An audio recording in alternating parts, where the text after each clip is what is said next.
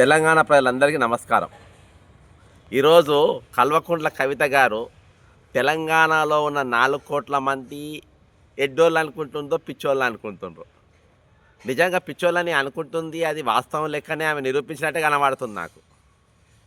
ఈరోజు మీడియా కూడా నిన్న ఆమె కౌన్సిల్లో ఏడుస్తూ ఉంటే, ఈరోజు కౌన్సిల్లో బ్రహ్మాండంగా మరి అన్ని సబ్జెక్టులు బయట పక్కన పెట్టి గంటలు గంటలు చూపించారు. మీడియా వాళ్ళైతే మరీ వీపీలు అయిపోయారు. అంతకంటే వీపీలు జర్నలిస్టులు అయ్యారు. అంతకంటే వీపీలు పక్కన ఉన్నటువంటి ఎమ్మెల్సీలు అయిపోయారు. ఎందుకు ఇంత పెద్ద పెద్ద పదాలు బక్క చేస్తాను వాడుతున్నాను మీరంతా అనుకోవచ్చు. ఇది కల్వకుంట్ల కవిత గారి లెటర్ ప్యాడ్. ఈ ఏడుపుల రాణి టక్కుల మారి మరి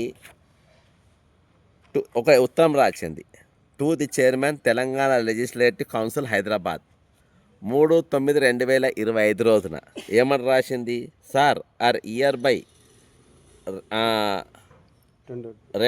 tender my resignation of my seat in the house with effect from 3/9/2025 కింద కల్వకుంట్ల గారి సంతకం. నిజామాబాద్ లోకల్ బాడీ ఎమ్మెల్సీగా గెలిచిన నేను ఏమని రాసింది ఇక్కడ మళ్ళీ చూడండి. విత్ ఎఫెక్ట్ అంటే నేను రిజైన్ చేసిన, మీ కౌన్సిల్కు రాను అని చెప్పి రాసిండ్రు. రాను అని రాసిన ఆమె నిన్న కౌన్సిల్కి ఎందుకు వచ్చింది? కౌన్సిల్లో వచ్చిన ఆమె గంటలు గంటలు మాట్లాడడానికి నువ్వు రిజైన్ చేసినావు కదమ్మా అని చైర్మన్ గారు ఎట్లా టైం ఇచ్చింది అసలు ఆమెకు? సుఖేందర్ రెడ్డి గారు చాలా గొప్ప వ్యక్తి, చాలా మంచి మనిషి. సారు ఏ పార్టీని కూడా కాదనలేడు. గతంలో టీడీపీని అన్నారు, టీడీపీ తర్వాత కాంగ్రెస్ రూలింగ్లోకి వస్తే వాళ్ళు రమ్మంటే అయ్యో పెద్దలు పిలిచినప్పుడు పోకుంటే బాగుండదని చెప్పి టీడీపీలో ఉండి మళ్ళా కాంగ్రెస్కి వచ్చిండు. మళ్ళీ కాంగ్రెస్కి వెళ్ళి మళ్ళీ బీఆర్ఎస్ గెలవంగానే కేసీఆర్ గారు రమ్మని పాపైన ఫీల్ అవుతాడేమో అనుకొని మళ్ళీ కేసీఆర్ పార్టీలో పోయిండు. మళ్ళీ కాంగ్రెస్ అధికారంలో వచ్చినాక మళ్ళీ ఇటు రమ్మంటే మళ్ళీ ఫీల్ అవుతాడేమో అనుకొని ఇంట్లోకి వచ్చిండు. అంత గొప్ప సార్, మంచి సార్. నాకు సుఖేందర్ రెడ్డి గారు అంటే అపారమైన గౌరవం.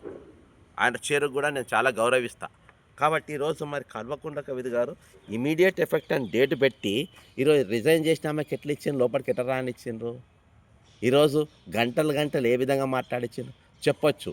నేను ఇంకా ఈమె రిజిగ్నేషన్ నేను ఆమోదించలేదు కాబట్టి ఆమె రావచ్చు అని. సరే ఆమోదించలేదు, కానీ ఏమైనా నేను ఇమీడియట్ ఎఫెక్ట్గా నేను 3వ తారీఖు వెళ్ళి కౌన్సిల్కు రిజైన్ చేసిన అని చెప్పింది కదా, మరి చెప్పి కింద సంతకం పెట్టింది కదా. చైర్మన్ గారు ఆమోదించలే.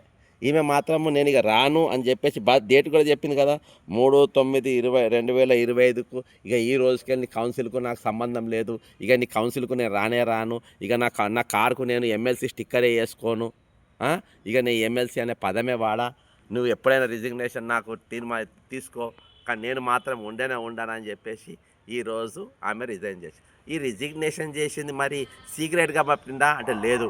ఈరోజు గూగుల్లో కొడితే లెటర్ బయటికి వస్తుంది. అన్ని టీవీలలో ఈమె రిజైన్ చేసినట్టుగా వచ్చింది.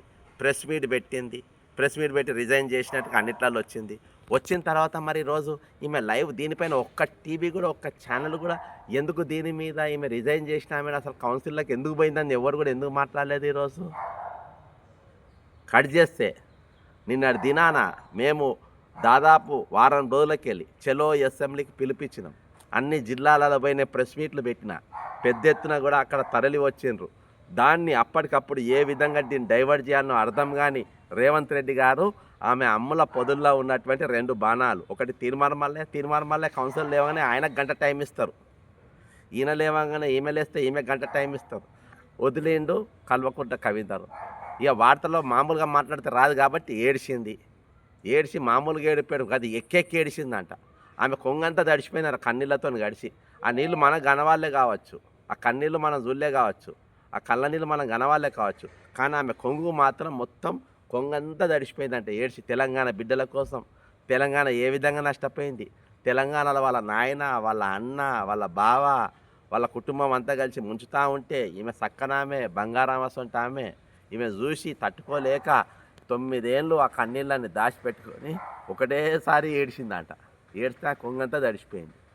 అంటే ఆమెను దింపి ఇది ఆ ఏడుపు, ఏది ఆమె కొంగంతా కన్నీళ్ళతో తడిచిపోవడు, ఇదంతా కూడా కేవలము రిటైర్మెంట్ ఎంప్లాయీని డైవర్ట్ చేయడానికి. ఇప్పుడు చెప్పాలి దీనికి జవాబు ఎవరు చెప్తారు? చైర్మన్ గారు చెప్తారా? రేవంత్ రెడ్డి గారు చెప్తారా? కల్వకుంట్ల కవిత గారు చెప్తారా? దీనికి ఎవరు చెప్తారు? కవిత గారి గురించి నేను ఆమె రిజైన్ చేసింది అయిపోయింది, లోపల రానిచ్చిన వాళ్ళు చెప్తారా? దేనికి నిదర్శనం? ఈ ప్రజాస్వామ్యానికి తగునా ఇది? ప్రజాస్వామ్య దేశంలో ఎటువంటి తగునా? ఈ మోసాలు, ఇది మోసం కాకుంటే ఏంది? నువ్వు రిజైన్ చేస్తావు, వెనకనో సామెత ఉన్నది. ఒక ఆమెకంట భర్త మీద కోపం వచ్చిందంట. భర్త మీద కోపం వచ్చంట, ఇక భర్త ఇక నీకు నాకు సంబంధం లేదన్నారంట. అబ్బా పోకు భార్య అని కాళ్ళు మొక్తా, నేను ఎట్లన్నా చేసి నేను ఆదుకుంటా, ఇగో కథ చెప్తున్న కుక్కలు కూడా అరుస్తున్నాయి. నేను ఎట్లన్నా నేను చూసుకుంటా, మంచిగా చూసుకుంటా, పోకు అని చెప్పి లేదు నువ్వు నాకు నచ్చలే, నీ ముఖం నచ్చలే, నీ రంగు నచ్చలే, నీ బట్టలు నచ్చలే అని వెళ్ళిపోయిందంట. వెళ్ళిపోయినాక మళ్ళా భర్త దగ్గరికి భర్త చచ్చినాక, ఇక భర్త చచ్చిపోయింది, ఇక ఆస్తి అంతా దొబ్బేద్దామని మళ్ళీ వచ్చిందంట. ఒకలమారి వేడుకుంటా, ఇక మళ్ళా వదిలేసిన భర్త ఆస్తి మాత్రం కావాలన్నట. మళ్ళీ వచ్చి మళ్ళీ ఆస్తి కోసం కూర్చుందంట. ఇవాళ అట్లా కథ ఉన్నది. ఈరోజు నువ్వు రిజైన్ చేస్తావు, అంటే కౌన్సిల్లో పోనంటావు, ఈ కౌన్సిల్ నాకు నచ్చనే లేదంటావు. బాధాప్తా ఈరోజు కౌన్సిల్కు ఈరోజు నీకు నాకు సంబంధం లేదని చెప్పి రాసి ఇచ్చి పడేస్తావు. మళ్ళీ అందులో పోయి కూర్చుంటావు, అందులో కూకొని ఏడుస్తావు. అర్థమైందా? ఇక దానికి ఏం సంబంధం చెప్పండి? ఇదేనా ఈరోజు ఒక ఎమ్మెల్సీ, ఒక పొలిటీషియన్కి ఉండాల్సిన ఇది? నువ్వు ఒక కొత్త పార్టీ నడిపిస్తావు. నువ్వు అడికోర్ మాఫియా అంటేనే అందుకనే అంట, మీరు అడికోర్ మాఫియా, మీరు అబద్ధాలు ఆడతారు. ఈరోజు మీరు మన రిటైర్డ్ అయిన ఉద్యోగులను మోసం చేసిండ్రు, వాళ్ళ ఉద్యమాన్ని నీరుగార్చే ప్రయత్నం చేసిండ్రు, వాళ్ళని ఉద్యమాన్ని డైవర్ట్ చేసే ప్రయత్నం చేసిండ్రు. నిన్న ఉదయం 10:30 గంటలకి వెళ్ళి 11:30 వరకు కంటిన్యూ లైవ్ రిటైర్డ్ ఎంప్లాయీస్ నడుస్తుంది. రాష్ట్ర వ్యాప్తంగా 2000 మంది అరెస్ట్ అయిన నిన్న దినాన. నేను ఇది ఆ జడ్సన్ మాకు సంబంధం లేదు అని కొన్ని సంఘాలలో కొంతమంది చెప్పినా కానీ స్వచ్ఛందంగా ఈరోజు జిల్లాలకి వెళ్ళి, భద్రాద్రికి వెళ్ళి, ఆదిలాబాద్కి వెళ్ళి, ఇటు గద్వాల్కి వెళ్ళి, మొత్తం ఈ జిల్లా నలుమూలకి వెళ్ళి వాళ్ళు బయలుదేరి ఇక్కడికి రావడం జరిగింది. అటువంటి దాన్ని 11:30 వరకు లైవ్లో వస్తూ ఉంటే నువ్వు స్పాట్లో ఫోన్ చేసి రేవంత్ రెడ్డి అనేటువంటి మా రంగంలో దిగి నేను రిజైన్ చేసినా కాదు, మళ్ళీ ఎట్లా పోనీ, రిజైన్ చేస్తే పోనీ మనం ఏమైనా కంపూసలామా? నేను 420 నువ్వు లిక్కర్ రానివేనా? నేను 420 కేసులు ఉన్నానే, లంగగాడిని భారతదేశం అంతా తెలుసు, నువ్వు లిక్కర్ రానివని దేశం అంతా తెలుసు. మనకు ఎథిక్స్ ఎక్కడిది, మనకు మారాల్సి ఎక్కడిది, మనం ఎట్లన్నా పోవచ్చు, ఏడన్నా మాట్లాడవచ్చు, మనం ఏమన్నా చేయొచ్చు అని చెప్పేసి ఈరోజు బాజాప్తా అక్కడికి పంపిన పరిస్థితి ఇది. నేను పూర్తి వివరాలతో ఈ రాత్రికి నేను మొత్తం డేటా అంతా మొత్తం ఈరోజు నైట్లో బక్కజేట్స్ అండ్ ఫ్యాక్ట్స్లో కంప్లీట్గా వస్తుంది. మొత్తానికి ఈరోజు తెలంగాణలో మాత్రం మీడియా కానీ, జర్నలిస్ట్ కానీ, ఇగో కల్వకుంట్ల కవిత వార్త చదువుతానే కుక్క కంటిన్యూ కొడుతూనే ఉన్నది. అర్థమైంది? ఈరోజు ఇంతసేపు మాట్లాడిన ఆమె ఏమైనా రిటైర్డ్ అయిన వాళ్ళ పెన్షన్ల గురించి మాట్లాడిందా?